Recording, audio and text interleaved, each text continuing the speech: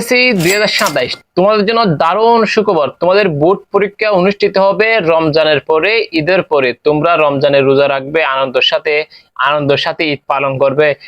আনন্দের সাথে ঈদ পালন করার পরে তোমরা ব্যাপক পরিমাণে একটা বন্ধ নিয়ে তোমরা তোমাদের বোর্ড পরীক্ষাগুলো দিতে পারবে। আমি তোমাদের কাছে দুঃখ প্রকাশ করছি, আমি এতদিন পর্যন্ত তোমাদেরকে এই ইনফরমেশনটা দিতে পারি নাই, কারণ আমি তোমাদের বড় ভাইদের নিয়ে একটু বেঁধেছিলাম।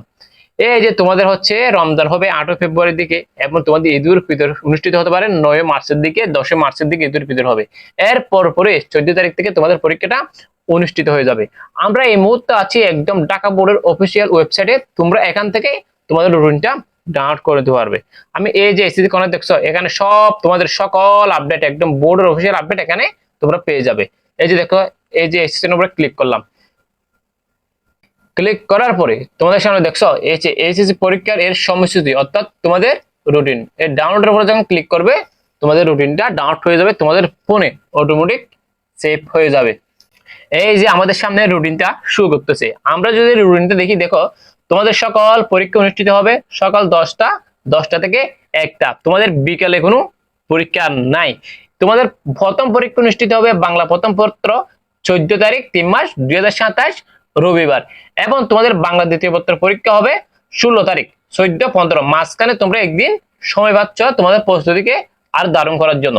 এর আগে কিন্তু এরকম বন্ধ কোনো বেসে পাই নাই।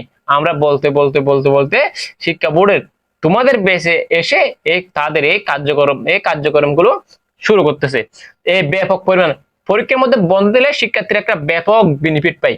তোমাদের হচ্ছে তাদের প্রস্তুতিকে, তারা যে এতদিন পর্যন্ত পড়ালেখাগুলো করছে সেটাকে একটু সাজিয়ে আনতে, সেগুলো একটু গুছিয়ে আনতে একটা সময়ের প্রয়োজন আছে। সেটা তারা তোমাদের জন্য একটা খুবই দারুণ কাজ। তোমরা এবছর রেজাল্ট ভালো করার জন্য, কারণ কেননা যদি সারা বছর পড়ে যদি রিভিশন দিতে না পারো, তাহলে এই প্রস্তুতি সারা বছর পড়া কোনো কাজে আসবে না। এরপর হচ্ছে তোমার ইংরেজি প্রথম পত্র। দেখো ইংরেজি প্রথম পত্র হবে 18 তারিখ। এখানে তোমরা বন্ধ পাচ্ছ 17 তারিখ, 16-17 তারিখ একদিন মাঝখানে বন্ধ। এরপর হচ্ছে তোমাদের ইংরেজি দ্বিতীয় পত্র পরীক্ষা। ইংরেজি দ্বিতীয় পত্র পরীক্ষা হবে 21 তারিখ। তাহলে তোমরা মাঝখানে বন্ধ করে দিন পাচ্ছ 19 তারিখ 20 তারিখ, মাঝখানে বন্ধ পাচ্ছ তোমরা 2 দিন বন্ধ পাচ্ছ।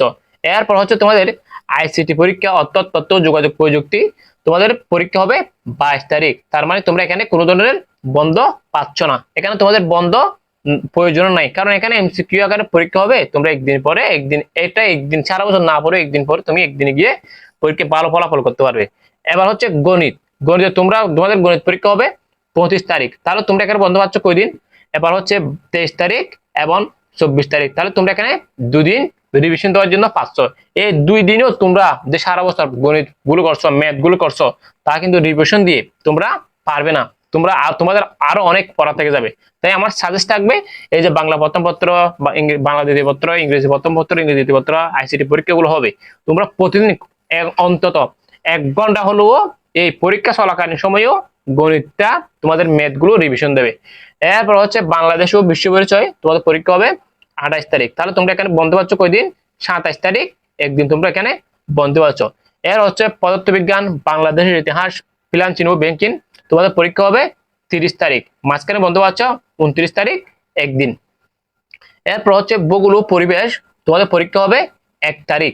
এরপর হচ্ছে তোমাদের রসায়ন, পরিণতি ও নাগরিকতা, ব্যবসায় উদ্যোগ পরীক্ষা হবে 7 তারিখ। মাঝখানে তোমরা বন্ধ পাচ্ছ 2 তারিখ এবং 3 তারিখ, মোট 2 দিন তোমরা এখানে বন্ধ পাচ্ছ। এবং তোমাদের হচ্ছে গৃহস্থ বিজ্ঞান, কৃষি শিক্ষা, সঙ্গীত, আরবি, সংস্কৃত, ফালি, শারীরিক শিক্ষা, চারুকারু, এগুলো পরীক্ষাগুলো হবে তোমাদের 6 তারিখ। মাঝখানে তোমরা বন্ধ পাচ্ছ মাত্র একদিন, 5 তারিখ। এরপর হচ্ছে তোমাদের হিসাব বিজ্ঞান পরীক্ষা হবে 8 তারিখ। মাঝখানে তোমরা বন্ধ পাচ্ছ 7 তারিখ, মাত্র একদিন। এরপর হচ্ছে তোমাদের উচ্চতর গণিত বিজ্ঞান পরীক্ষা হবে 11 তারিখ। মাঝখানে তোমরা বন্ধ পাচ্ছ 9 তারিখ এবং 10 তারিখ, মোট 2 দিন। এরপর হচ্ছে তোমাদের জীববিজ্ঞান, অর্থনীতি, তোমাদের পরীক্ষা হবে 13 তারিখ। মাত্র তোমরা মাঝখানে বন্ধ পাচ্ছ 12 তারিখ একদিন। এরপর হচ্ছে তোমাদের ইসলাম শিক্ষা, হিন্দু ধর্ম, বৌদ্ধ ধর্ম, খ্রিস্টান ধর্ম, যার যেটা আছে, এই পরীক্ষাগুলো হবে তোমাদের 15 তারিখ। তোমরা মাঝখানে বন্ধ পাচ্ছ একদিন, 14 তারিখ। বুঝতে পারতেছ তোমাদের রুটিন প্রকাশ করে দিয়েছে। এই রুটিনটা আর নাড়াচাড়ার কোনো সম্ভাবনা দেখতেছি না। তোমরা তোমাদের প্রস্তুতি শুরু করে দাও। তোমরা তোমাদের প্রস্তুতি শুরু করে দাও। প্রায় 2026 সালে 7 লাখ শিক্ষার্থী পরীক্ষায় ফেল গিয়েছে তারা এখন হচ্ছে বাসায় বসে বসে কান্না করতেছে, বুঝছো? তোমরা যারা এখনো তোমাদের প্রস্তুতি শুরু করো নাই, এখন থেকে তোমাদের প্রস্তুতি শুরু করে দাও, তোমাদের পড়ালেখা শুরু করে দাও। আমরা তোমাদের জন্য একদম সম্পূর্ণ বিনামূল্যে, যারা হচ্ছে তোমাদের 1200 টাকা, 500 টাকা, 600 টাকা দিয়ে যে কোর্সগুলো দিচ্ছে, যে শাসনগুলো দিচ্ছে, আমরা তোমাদের সেগুলো একদম সম্পূর্ণ বিনামূল্য দিয়ে দেবো বাবা। তারপরে তোমরা আমাদের হচ্ছে লাইক কমেন্ট শেয়ার করে পাশে থাকো। তারপরে তোমরা তোমাদের পড়ালেখাকে একটু শক্তিশালী করো, যাতে তোমরা ফেল না যাও, যাতে তোমাদের তোমাদের কষ্টের কান্না কান্না করতে না হয়, তোমরা যাতে রেজাল উদ্দিন খুশির কান্না কান্না করতে পারো। ধন্যবাদ সবাইকে। আসসালামু আলাইকুম আ রহমতুল্লাহ।